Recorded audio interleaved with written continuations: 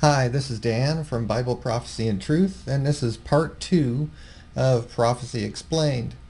Now, I was talking about the timing and the timelines that God gave us, and I'm going to go through a timeline of basically, it's kind of an overview of all of prophecy of the last days. And I'm going to go very quickly through it. And like I said, it's just going to be a very high level overview. But in the Understanding Revelation series, I'm going to be going into great detail on all of these events. And then I also have some articles on the four horsemen, or the seven seals, and the seven trumpets, and modern nations in the Bible, which are the beasts of Daniel 7. And I'm going to be doing videos on all of those. I currently have articles on my website about them, and of course you can go read those. And I will be making videos shortly on all of those and going into great detail. But I'm just going to go through a high-level overview of the timing from the seals, which are shortly after the time of when the book of Revelation was written. And we're talking just a couple hundred years later, where the first seal was broken. And the seals are the long story. The spirits, the first four seals are the four horsemen of Revelation. And they're in Zechariah 6, we're given a parallel prophecy where it shows that those four horsemen are also, what they are is they're a picture of spirits that are in the world. And what the spirits kind of govern a mindset, a way of thinking, and a belief system for the people that they're basically over. And the seals are the long story. They've been around since around the 4th century.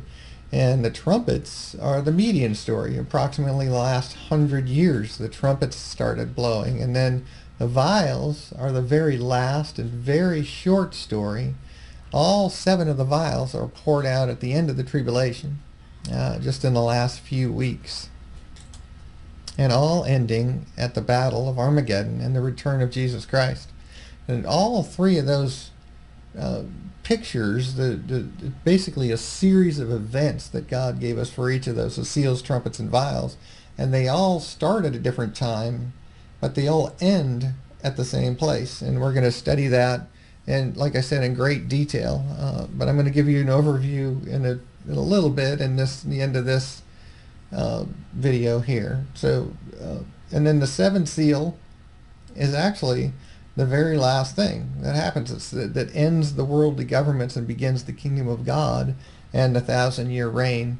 And when we go through it in great detail, I'll explain exactly why. But it's basically because those events, the 6th seal, the 7th trumpet, and 7th vial, are all the same event. And then the 7th seal is what happens after everything's over. And basically the 6th seal is that all of heaven basically is silent for about a half an hour. The 7th seal, all of heaven is silent for about a half an hour. It's basically all of creation is just sighing a wow after everything's over. It's going to be just amazing. Now, so when we go through this high-level overview, we see the first 4 seals have been broken. And the 4 horsemen, or the 4 spirits that are in the world, are in the world now. And the 4 horsemen series, I go through all the 7 seals, and that's where I'm going to talk. I'll tell you about what those spirits are. And then the first 4 trumpets, it appears that they have blown. When you look at history, now that it's the time of the end and we can see the symbols that God gave us and the pictures that he painted and for what they are, the first 4 trumpets have blown, is what it looks like. And we're right in the 4th trumpet right now.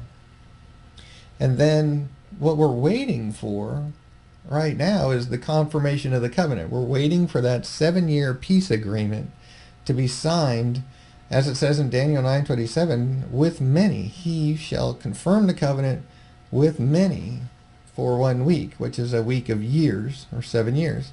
And we're waiting for that event now. With everything that's going on with President Trump moving the U.S. Embassy to Jerusalem, and there's other nations coming on board, and he's really taken a hard stance with the Palestinians because they've really been just using us and using the whole peace process to gain for themselves, and haven't really been participating. So they just refuse to participate and refuse to acknowledge Israel at all because Muslims hate Jews, and they're taught to hate them from the Quran, from the Hadith and Sunnah, and everything that Islam teaches is to hate Jews, and they do, and they don't want to participate.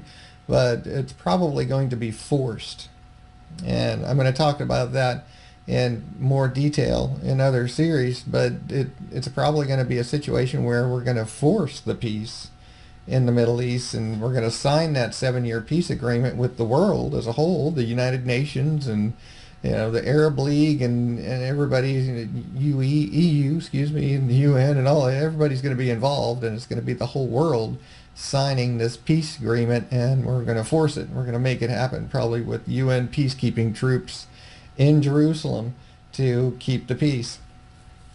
And then once that event happens, we're going to see the Antichrist begin gaining his power to take over the world. You remember there was 2,300 days from the time that the Antichrist stands up and begins taking power to the time of the end when Jesus returns. So that's going to be where he's going to stand up and start taking over, and then it's only going to take a couple of years for him to actually take over the world. Now, one of the things that is probably going to be a good stepping stone for him to do that is that the sixth trumpet is going to blow, most likely between the signing of the confirmation of the covenant and the time that the Antichrist takes power. And the sixth trumpet is a prophecy of a war, which is going to be World War III, where over 2 billion people are going to die. The Bible tells us for the sixth trumpet explicitly that a third part of man is going to die, and there being more than 6 billion people, that means more than 2 billion are going to die. It's almost certainly going to be a nuclear war. And what a great stepping stone for the Antichrist, who's going to come in the name of peace, and by peace shall destroy many. He's going to come in the name of peace and take over the world, and that's when he's going to grab his power, and he's going to sit in the temple of God claiming to be God. He's going to have the false prophet doing miracles to support him and telling the world to worship him, and he's going to take over the world. It's very likely we haven't seen the fifth trumpet yet, so we can't see the sixth until the fifth happens. The final 3 trumpets, fifth, sixth, and seventh trumpets, are what the Bible calls the 3 woes, because there's an angel flying in the midst of heaven that says, "Woe, woe, woe to the inhabitants of the earth," for the reason of the next 3 trumpets, the fifth, sixth, and seventh trumpets. And it's going to be a tremendous. What it is this God saying, "This is my warning. You need to heed my warning," and it's going to be very hard on the people of the world. But it's because people have turned from God. I mean, everything is the way it is because of sin. It's because people have turned against God and sin, and they're stuck in their pride and selfishness, and it won't be humble, won't acknowledge God for who he is, won't turn to him in obedience when he's the creator. He's the mighty God that made all things, and then even came to this earth to die for us in place of our death, to pay for our sins. I mean, what an amazing, loving God. But he's also just, and he's not going to put up with sin and wicked people, and it's just the way it is. I mean, who would want a bunch of people that hate you to go into eternity with you, right? I mean, that's what God's doing. He is getting a people for himself that he can spend eternity with, and he wants those that love him. That's just, of course, makes sense. Um, so we're looking for those events. We're looking for the confirmation of the covenant, and then we're also looking for the fifth and sixth trumpets to blow. And the fifth and sixth trumpets could happen before the confirmation of the covenant. The Bible isn't explicitly clear on the timing of it, but it's almost absolute certainty that it's going to be before that, the midst of that week, when the Antichrist takes power. So it's most likely, from my studies, it's going to be between the confirmation of the covenant and when the Antichrist sits in the temple of God claiming to be God, which is the abomination of desolation that Jesus speaks of, and even quotes Daniel, says that when you see the abomination of desolation spoken of by Daniel the prophet, then if you're in the area of Judea, which is the West Bank today, he says just run. Don't even get a change of clothes, just run. Because when the Antichrist takes over and sits in the temple claiming to be God, he's going to stop the animal sacrifices that have been resumed, and he's going to start hunting down Jews and Christians. And it looks like the 144,000 are also likely sealed before the abomination of desolation as well, because they're the first fruits that are redeemed before the reaping of the saints in Revelation 14. And they're spoken of at the fifth trumpet, where the locusts are not allowed to hurt those that have the seal of God in their forehead, which are the 144,000. So we'll study more on that in the series Understanding Revelation. And then in between, also between the confirmation of the covenant and the abomination of desolation, where the Antichrist takes over, is the Jewish temple is going to be rebuilt. We're given several examples of that: Daniel 9:11, 2 Thessalonians, Matthew 24, and Revelation 11, where we're told that this temple is going to exist and it's going to be rebuilt, and it's going to be erected on the Temple Mount. Most people think the Muslim mosque has to be torn down for that to happen, but I've been to the Temple Mount. There's a place called the Dome of the Spirits where they believe was the original Holy of Holies, and there's ample room in that area to rebuild the temple without even encroaching on the mosque area at all. They'll exist up there side by side. And so we're going to see that happen. And by the way, they already have all the blueprints. They've got I actually have a picture of me standing next to the cornerstone they have ready to place. They've got all the utensils and all the clothing and everything for the priests and everything to resume sacrifices. And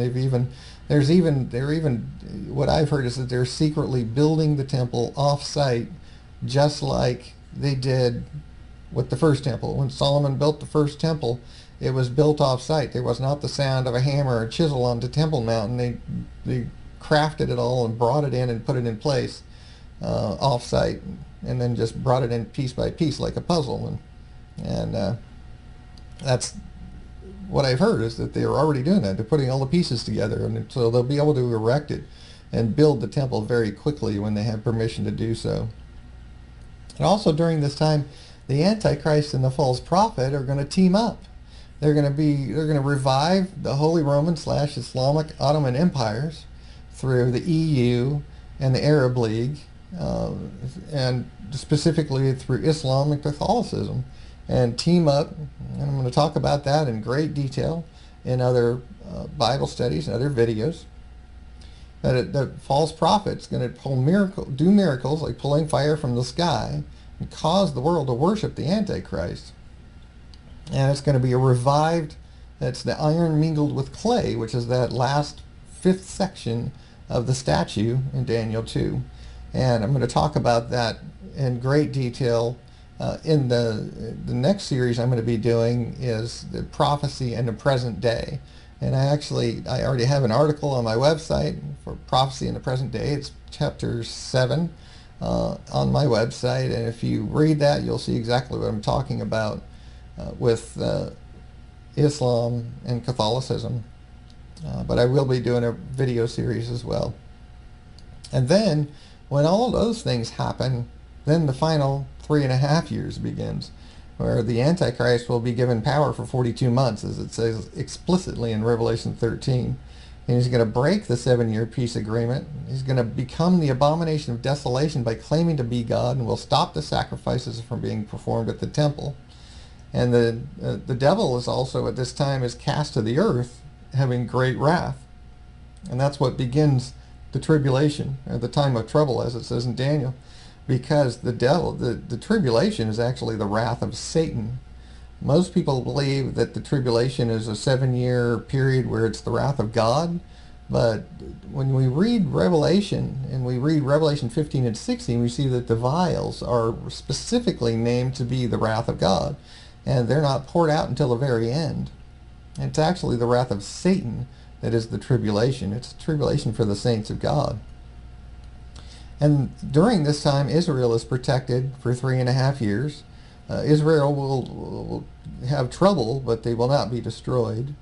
And also during this last 3.5 years, for 1,260 days, it's one of those places that talks about a 1,260-day time period, just like time, times, and half time, 42 months, in many different places. It gives us that 3.5-year period where the two witnesses in Revelation 11 will offset the false prophet and the Antichrist. It'll be God's offsetting the evil with good, with his two witnesses. And during that whole 3.5 years, they will not be able to be killed. The Antichrist will try, but it says that they can't be killed during that time. It's only at the very end that he's able to kill them, and they'll lie in the street in Jerusalem for 3 days, and then God will raise them back up to life. And it will cause great fear among the people of the world when that happens. And so during that last 3.5 years is the time of the Antichrist and him reigning over the world. And he implements the mark of the beast. He causes craft to prosper. It says, by peace he shall destroy many. And they shall say, in 1 Thessalonians 5:3, it says, they shall say peace and safety. And then sudden destruction will come upon them. And that's the call of the New World Order, is peace and safety. And that's what the Antichrist is going to come in the name of peace, and then at the end, Christ will come and destroy him and his armies and the rest of the wicked. And then at the very end, like I said, the Antichrist kills the two witnesses. Then we have the last warning, in Revelation 14. Jesus returns in the clouds and reaps his own, which is the rapture, where he takes those that love him to be with him immediately before he starts pouring out his wrath. And then once the Bible tells us that they that are the dead shall rise first, and that they that are alive and remain, those that love Jesus, will be changed in a twinkling of an eye from mortal to immortal, and then we will go to be with the Lord in the air. He will return in the clouds just like he left. In Revelation 1, it tells us that. It also tells us that in the book of Acts, that he's going to come the same way he left, where he will come in the clouds of heaven. And once he does that, and he brings us into the air with him, then he's going to pour out his wrath on the world. And then we'll have the Battle of Armageddon, and all 7 vials, because all 7 vials are the wrath of God. And it's just going to be a few weeks where the wrath of God is being poured out. It's going to be a really, really, really horrible time for the people that remain. There's not going to be anyone left that loves Jesus, and God's going to be pouring out his wrath on the remaining people. And then Jesus, at the very end, after the Battle of Armageddon, he touches down on the Mount of Olives, treads the winepress of the wrath of God. There's an earthquake that splits the Mount of Olives. It's an earthquake bigger than the earth has ever seen. It's going to be so big that it's going to go all the way from Israel across the Mediterranean Sea and destroy Rome. It's going to be a huge earthquake. And all of that, at the very end, all of that, the wrath of God, is the 7th trumpet, 7th vial, and 6th seal. Those all happen at the same time, and we're going to look at a chart here in just a minute to show you the correlation. And then the Antichrist and the false prophet are thrown in the lake of fire. The devil is going to be bound for 1,000 years. He's going to be thrown in the bottomless pit and chained up there and bound for 1,000 years. And then it is done. God's plan for this dispensation, this 6,000 years, the 6 days that are so far of his creation, 1,000-year days, and then there's going to be the 7th day, which is that 1,000-year reign of God on the earth. And after that 1,000 years, then Satan is going to be loosed again. It deceives the people of the earth, comes against God only to be wiped out with fire from heaven. And then there's Judgment Day, where all of the dead are raised to be judged by God. And then there's a new heavens and a new earth, and praise the Lord, we get to be with him forever and ever. And he's going to wipe away our tears. There will be no more pain, no more sorrow, no more death. And it's just going to be awesome, where God will actually walk and talk among us and live with us forever. Wow. I can't wait. Now this is the chart I was talking about that shows the correlation of the sixth seal, seventh trumpet, and seventh vial. And I'm also including a couple of, there's more scriptures than just these, but these 5 scriptures show specifically that these events, sorry, I had to cough there, okay, these 5 scriptures show specifically that these events all happen at the same time, which is immediately after the tribulation, as it says in Matthew 24. It's the battle of Gog and Magog, which is the same as the battle of Armageddon. And this chart, I encourage you to pause it or go and look at the Understanding Revelation on my website, where this chart also exists, and really study that and study the scriptures and see for yourself what the truth is. And then here's a quick timeline of everything I just went through. The first seal was approximately 325 AD. Then we have the second seal, third seal, and fourth seal, and those are all basically broken and have been in the world for a long, long time. And then the first trumpet, when you look at the 7 trumpets, I have an article and a video series on the trumpets that I'll be doing very shortly, and it's almost absolute certainty that the first trumpet was World War I, second was World War II, third was the Chernobyl nuclear accident, fourth is this somehow God speeds up time, and that seems to be where we're at today, is we're waiting on the 5th trumpet and the 6th trumpet and the 5th seal. And then the Great Tribulation comes, that final 3.5 years. And then we have, again, the 6th seal, 7th trumpet, 7th vial, the wrath of God.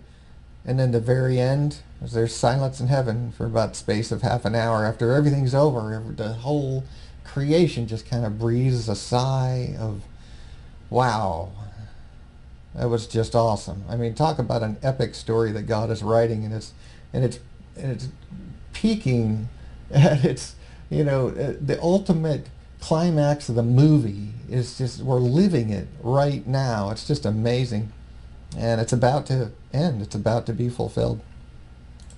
And then a real quick, the last 7 years, confirmation of the covenant is signed. In the middle of that, the Antichrist sits in the temple of God claiming to be God. And then we have the battle of Armageddon, the return of Jesus Christ, and then it is done. So that's the end of Prophecy Explained. Like I said, I've got lots of other series I'm working on, and I'm going to be doing them all as fast as I can. But it's all on my website if you want to go there and read in book 1, and there's all the prophecy articles. So the Lord bless you, and I pray that he teaches you his truth and gives you understanding as he has me.